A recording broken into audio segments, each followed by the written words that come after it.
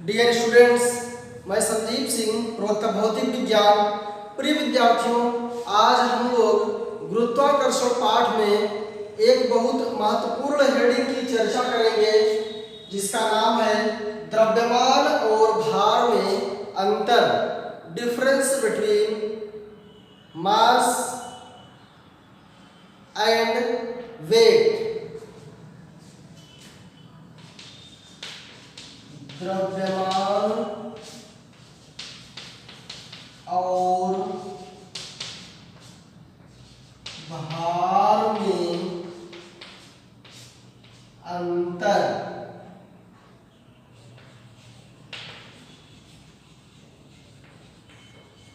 Difference between weight and mass. द्रव्यमान और भार में क्या अंतर है? सामान्यतः दैनिक जीवन में हम लोग जब कहते हैं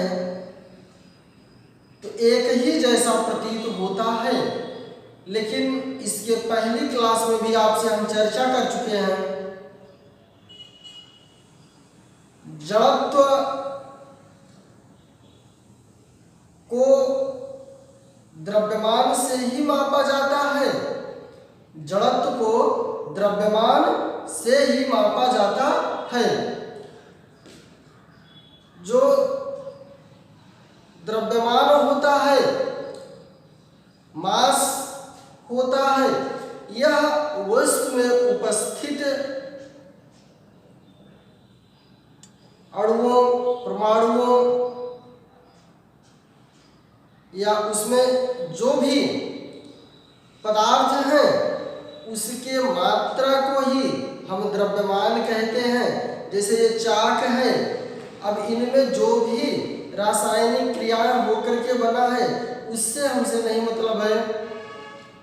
इस चाक में उपस्थित कुल मात्रा को द्रव्यमान कहते हैं। यह वस्तु में उपस्थित कुल मात्रा को क्या कहते हैं? द्रव्यमान कहते हैं। जबकि भार क्या होता है? भार पृथ्वी के द्वारा लगाया गया बल होता है।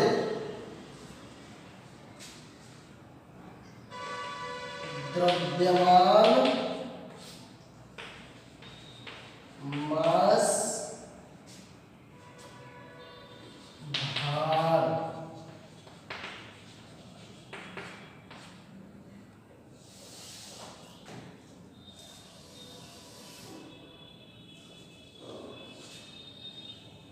आपसे हम कई बार चर्चा कर चुके हैं, द्रव्यमान किसी वस्तु में उपस्थित कुल मात्रा ही द्रव्यमान कहलाती है। द्रव्यमान वस्तु के जड़त्व की माप होती है। द्रव्यमान वस्तु में उपस्थित कुल पदार्थ की मात्रा को द्रव्यमान कहते हैं। द्रव्यमान वस्तु में उपस्थित कुल पदार्थ की मात्रा को द्रव्यमान कहते हैं। द्रव्यमान वस्तु के जड़त्व की माप होती है। द्रव्यमान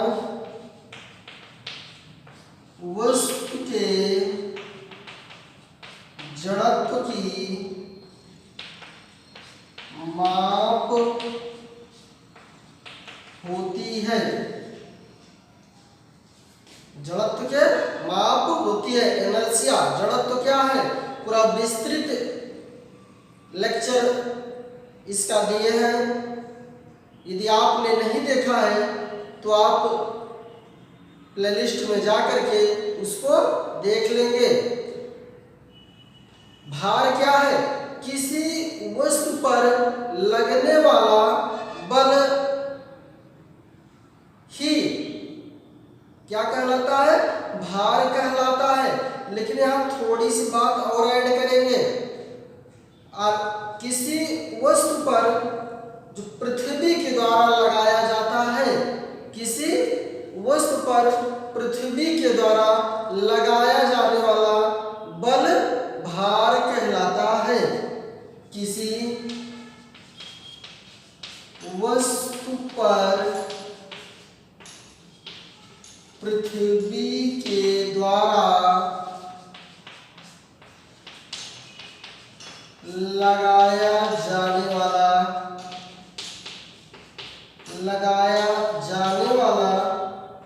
बल भार कहलाता है। ये क्या है? एक प्रकार का बल है। भार क्या है? एक प्रकार का बल है, जो कि आपने देखा किसी वस्तु पर पृथ्वी के द्वारा लगाया जाने वाला बल भार कहलाता है। ये चाक अभी हम ऊपर से छोड़ दें तो पृथ्वी क्या करेगी?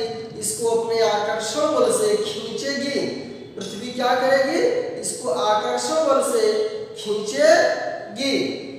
खींचेगी कि नहीं खींचेगी? बिल्कुल खींचती है। तो जो खींचती है वही बल ही क्या कहलाता है? भार कहलाता है। भार कहलाता है। जो द्रव्यमान होता है, अगर इस चाक का द्रव्यमान 100 ग्राम है तो हम कहीं भी ले जाएंगे इसका 100 ग्राम ही रहेगा। अर्थात विभिन्न स्थानों पर इसका जो द्रव्यमान होगा वो नहीं बदलेगा। द्रव्यमान का मान प्रत्येक इसका मान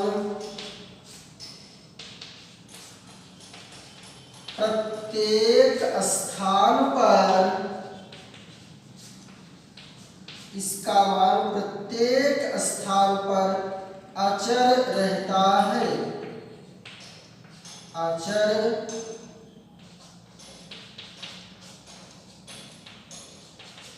इसका मान प्रत्येक स्थान पर अचर रहता है। अर्थात जो द्रव्यमान होता है, द्रव्यमान का मान बदलता नहीं है। यदि आपका भार, किसी वस्तु का भार 10 किलोग्राम है तो उसको आप कहीं भी ले जाएंगे उस वस्तु का भार 10 किलोग्राम ही रहेगा। उसमें चेंजेस नहीं आएंगे कि बदल जाएगा। आप घर पर 50 किलो के थे, विद्यालय आएंगे तो 60 हो जाएंगे।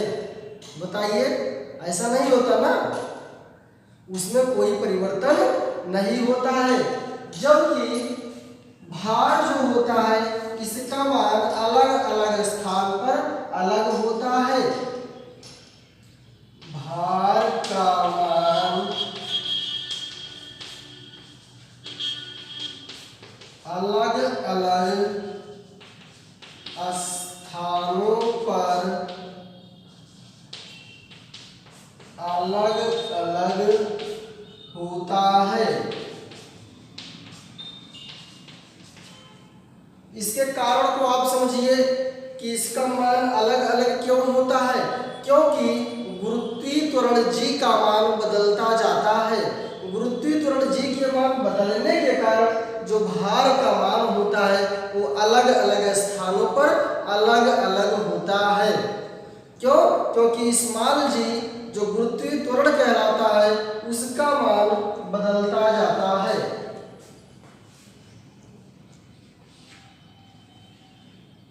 द्रव्यमान का मात्रक किलोग्राम होता है, जबकि बल का मात्रक न्यूटन होता है। द्रव्यमान का मात्रक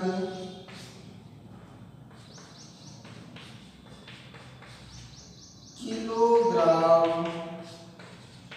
होता है। द्रव्यमान का मात्रक किलोग्राम ग्राम होता है। आप देखिए मात्रक तो कई होते हैं, लेकिन ये एसआई पद्धति में मात्रक लिखा गया है, अर्थात एमकेएस सिस्टम में मात्रक लिखा गया है। यहाँ पर आप इस प्रकार से लिख भी सकते थे कि द्रव्यमान का एसआई पद्धति में मात्रक किलोग्राम होता है। यहाँ लिख सकते थे आप द्रव्यमान का एमकेएस पद्धति में मात्रक किलोग्राम होता है।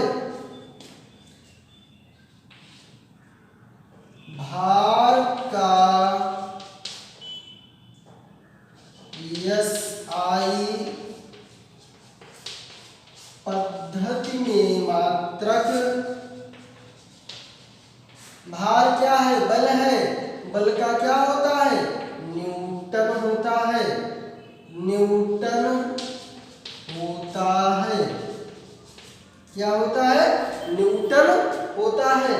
भार सदैव नीचे की ओर लगता है। भार सदैव नीचे की ओर लगता है। इसका मान क्या होता है? m इंटू जी होता है। भार क्या होता है? m इंटू जी होता है, जबकि द्रव्यमान जो होता है सिर्फ स्मॉल m होता है। आप जानते हैं द्रव्यमान की कोई दिशा नहीं होती है। यह कैसी राशि है? अदिश राशि है। अदिश, यह कैसी राशि है? अदिश राशि है। यह भार कैसी राशि है? भार सदिश राशि है। भार कैसी राशि है? सदिश राशि है। द्रव्यमान को नापने के लिए हम भौतिक तुला तराजू का इस्तेमाल करते हैं। इसको नापने के लिए द्रव्यमान को नंबर 5 इसी में आप भी बढ़ा देंगे। आप ये देखें,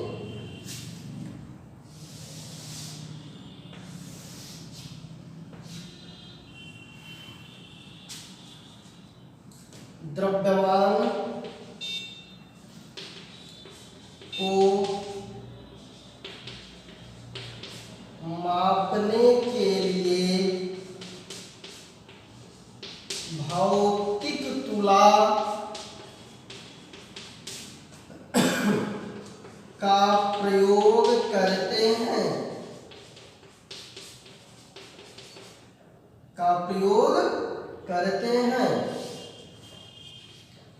जबकि भार को मापने के लिए कमानीदार तुला का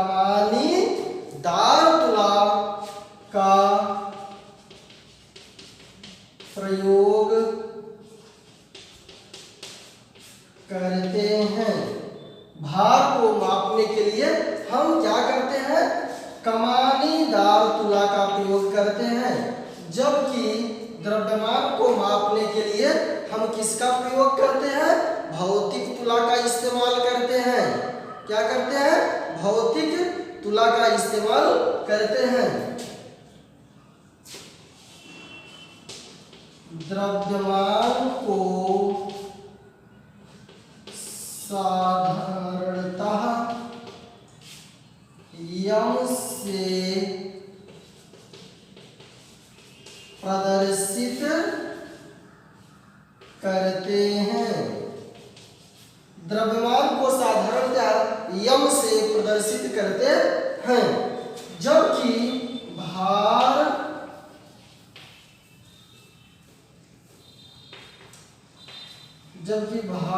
को यम जी से प्रदर्शित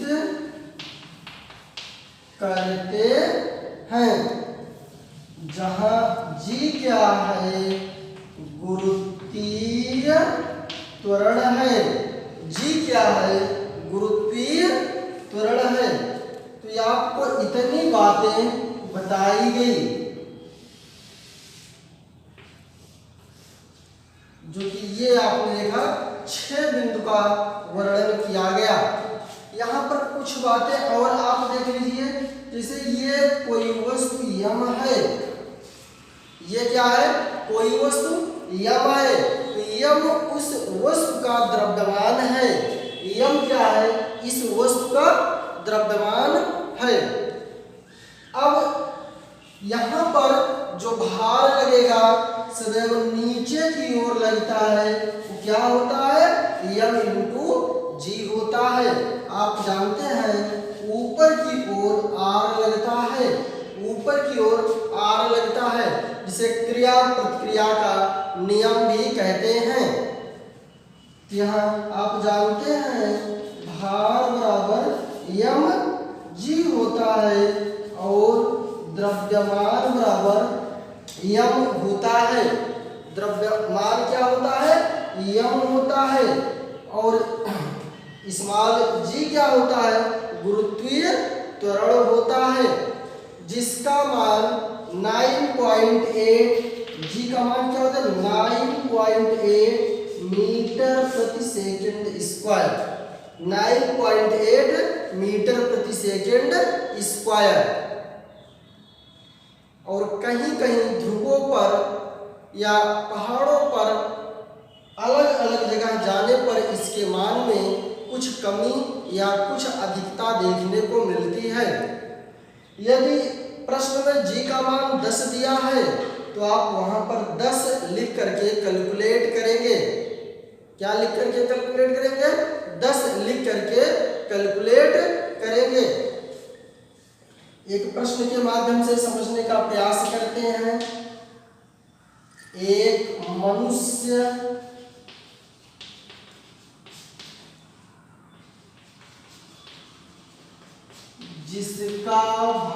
जिसका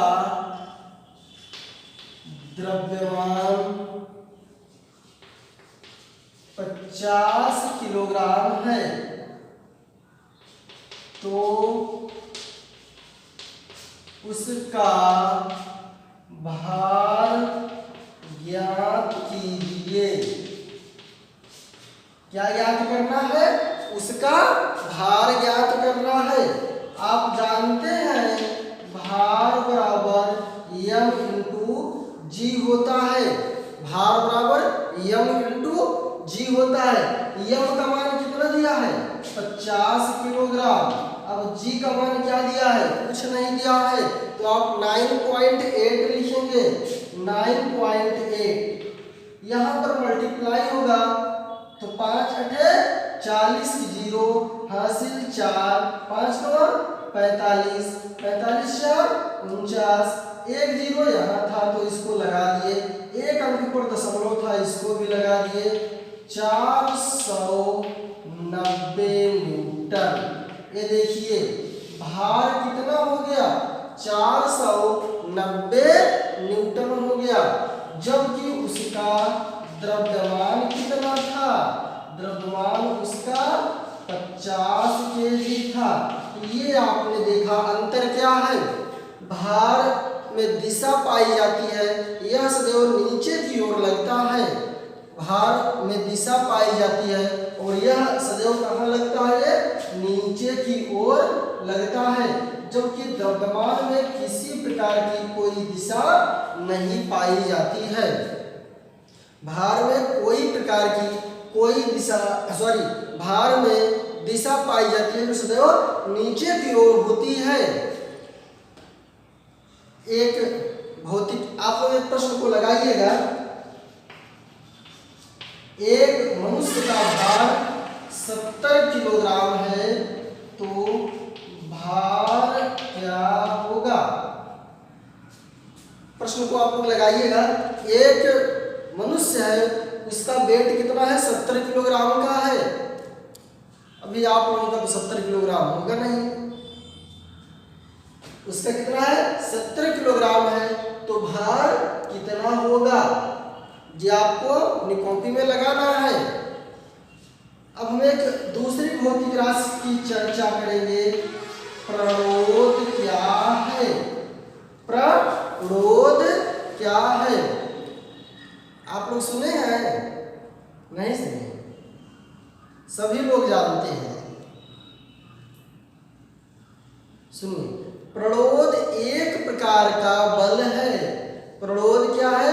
एक प्रकार का बल है जो सतह के लंबवत लगता है।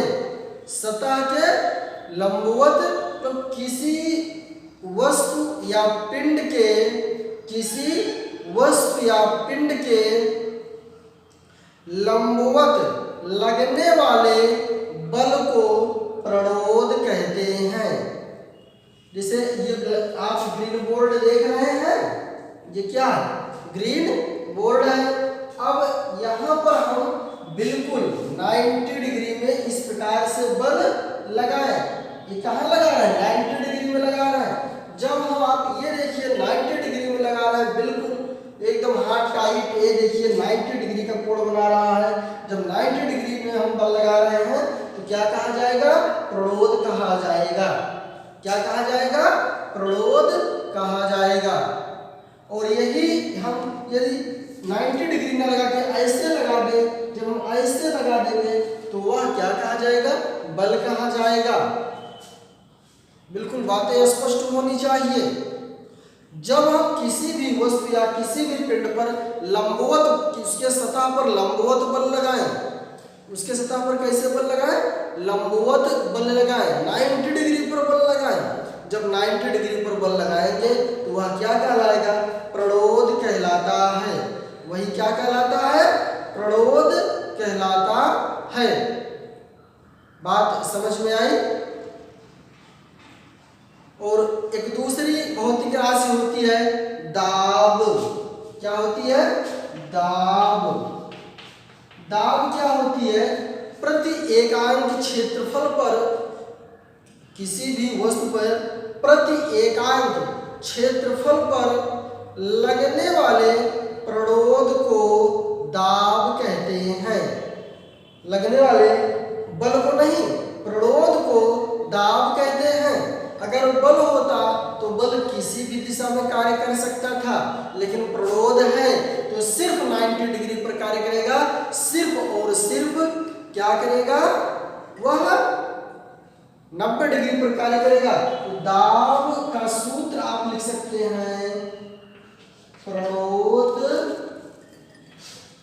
बटे ए। इसको F से प्रेजेंट करते हैं, इसको P से, तो हो जाएगा P बराबर F इंटू ए। P बराबर F इंटू ए हो जाएगा, जहां P क्या है? दाब है। F क्या है? एक प्रकार का बल है जिसे प्रणोद कहते हैं, जो सदैव तल के लंबवत दिशा में कार्य करता है। ये क्या है? एरिया है, क्षेत्रफल है जिस सतह पर ये बल लगाया जा रहा है। इसका SI पद्धति में जो मात्रक होता है वो क्या होता है? न्यूटन बटे मीटर स्क्वायर, जिसे हम पास्कल भी कहते हैं। जिसे क्या कहते हैं? पास्कल कहते हैं। पास्कल क्यों कहा गया? पास्कल एक वैज्ञानिक थे जिन्होंने फ्लूइड मैकेनिक्स के बारे में बहुत ही सरल तरीके से अध्ययन किया, इसलिए उनके सम्मान के लिए दाब का एक मात्रक पास्कल भी रखा गया। दाब का एक मात्रक वायुमंडल भी होता है। दाब का एक मात्रक वायुमंडल भी होता है, जिसे हम एटीएम कहते हैं, एटमॉस्फियर। जिसे हम क्या कहते हैं? एटमॉस्फियर कहते हैं। इसका एक मात्रक बार भी होता है और दूसरा मात्रक टार होता है। यहाँ पर आपको 5 मात्रक बताए गए। SI पद्धति में तो आपने देखा न्यूटन बटे मीटर स्क्वायर है, न्यूटन बटे मीटर स्क्वायर है। हालांकि SI पद्धति का ही मात्रक पास्कल भी है। एटमॉस्फियर वायुमंडल भी है, बार, टार, ये सभी मात्रक दाब के ही हैं। याद रखिएगा, न्यूटन पर मीटर स्क्वायर, पास्कल, एटीएम, बार, टार, ये सभी मात्रक दाब के ही